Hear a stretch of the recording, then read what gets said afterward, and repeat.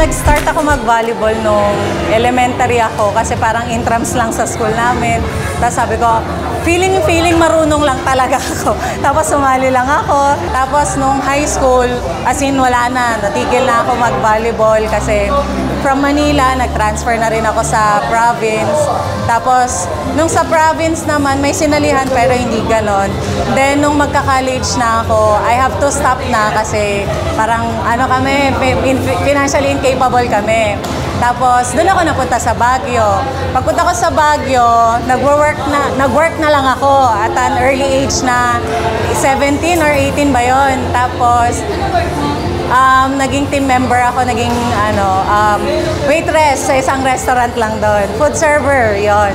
Tapos sinabi lang sa akin nung tito ko doon, yung kumuha sa akin, yung mampon sa akin, si Tito Alvin, sabi niya na mag-jogging ka sa Burnham kasi yung taba ko na raw, as in ang taba ko. Tapos, sinunod ko naman yung advice niya, jogging ako sa Burnham. Biglang may coach na nakita yata ako nagja-jogging. Uy, ang laki mo, ilang taon ka na? Sabi ko, ay 18 po. Sabi ko, nag-aaral ka ba? Gusto mo ba mag-athlete? Sabi ko, ang sagot ko lang, kahit ano pong sports, makapag-aral lang at makapagtapos po. Talaga, totoo po yun. Tapos, edi nag-exchange kami ng numbers. Tapos, bigla pong nawala yung cellphone ko. Nung nawala yung cellphone ko, nawalan ako ng contact, edi si Akla, focus na naman sa work na lang. After 6 months, parang December kami nag-meet ni Coach Rene. Tapos nung June, pagdating ng June, pauwi na ako galing work, nakasalubong ko siya.